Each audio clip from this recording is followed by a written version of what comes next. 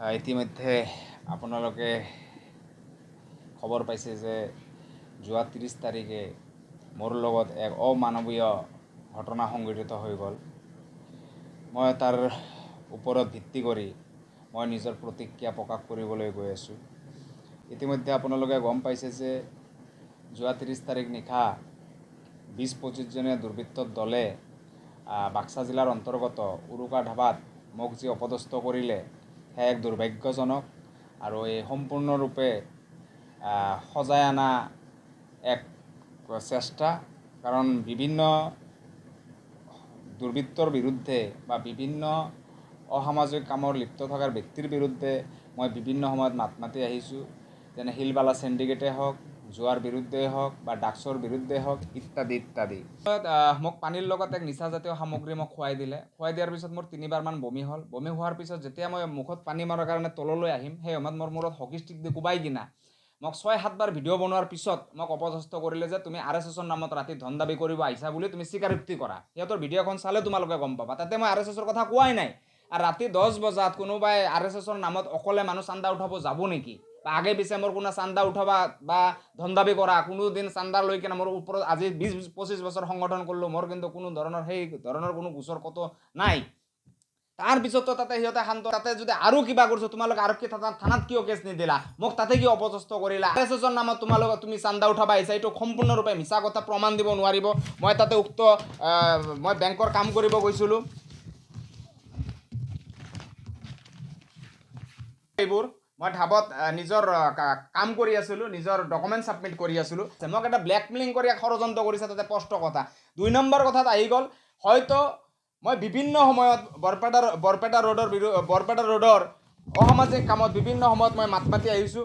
যেনেকৈ আপোনালোকে দেখিব পাৰে যে বাক্সাত অবৈধভাৱে শিলবাৰী কাঢ়ি আনা ডাম্পাৰে বন বিভাগ প্ৰশাসনৰ বিৰুদ্ধে সৌৰভ হিন্দু ৰক্ষা সেনা অসম, বৰপেটাৰ বিভিন্ন হাউলি বৰপেটা ৰোডকে ধৰি জান্ডি মুণ্ডাৰ খেল চলে, তাৰ বিৰুদ্ধে মই মাত মাতি আহিছোঁ।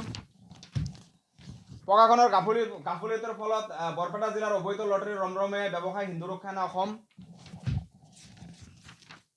সামাজিক মাধ্যমত হিন্দু ধৰ্মৰ বিৰুদ্ধে কুটু মন্তব্য, বৰপেটা ৰোডৰ এজনক গ্ৰেপ্তাৰ, মই নিজে FIR কৰা এইবোৰ।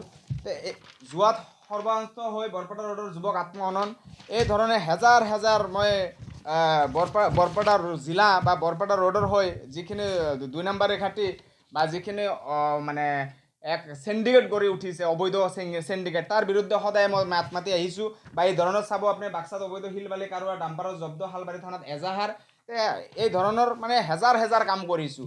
আজি এই হেজাৰ কামৰ কিছুমান মানে এই ধৰণৰ গণ্ডগোল হৈ গৈছে যে কিছুদিন আগতে হাউলিত অৰ্জুনশীল বুলি এটা যুৱক হত্যাকাণ্ড হৈছিলে। মই সন্দেহ কৰিছোঁ এই হত্যাকাণ্ডৰ লগত জড়িত লোকেহে মোক আজি সেই ধৰণৰ আক্ৰমণ কৰিলে 30 তাৰিখে নিশা। তাৰপিছতো মই শান্ত নাথাকি মই 2 দিন অসুস্থত আছিলোঁ। মই যোৱা 30 তাৰিখে শিমলগুৰি আৰক্ষী চকীত এখন FIR দিলোঁ। মই ৰিচিভ কৰি লৈছোঁ এখন ৰিচিভ কপি।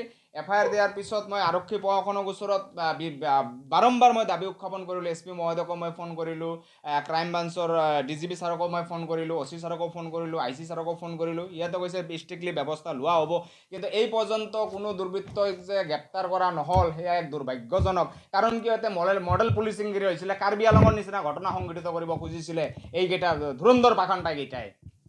লগতে সমান্তৰালভাৱে আপোনালোকক কৈ দিব বিচাৰিছোঁ যে লগতে সেইদিনা কেৱল তাতেই শান্ত নাথাকি মোৰ যিখন বাহন আছিলে স্কুটি, সেই স্কুটিখন ভাঙি চাঙি সিহঁতে চুৰমাৰ কৰিলে। 20-25-50 জন ল'ৰাই এজন ল'ৰাক যি টি কাম কৰিব পাৰিব, যি টি এনি হাও।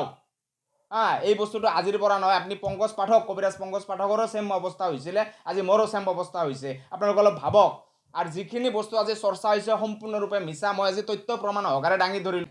2 নম্বৰ কথা, মই যদি RSSৰ নামত ধন দাবী তাতে কৰিব গৈছোঁ, ধন দাবীৰ পত্ৰখন দেখাক। আৰু উক্ত ধাবাত মই FIRত লিখি দিছোঁ সমগ্ৰ ঘটনা। উক্ত ধাবাত সংযুক্ত CC কেমেৰা ফুটেজসমূহ সংগ্ৰহ কৰিব বুলি আশা ৰাখিলোঁ। আৰক্ষী প্ৰশাসনক মই দাবী উত্থাপন কৰিছোঁ। আজিলৈকে আৰক্ষী প্ৰশাসনক নকলে CC কেমেৰা ফুটেজৰ কথাখিনি যে আমি আনিছোঁ বা আনা নাই, তাতে জল পটপট হৈ যাব।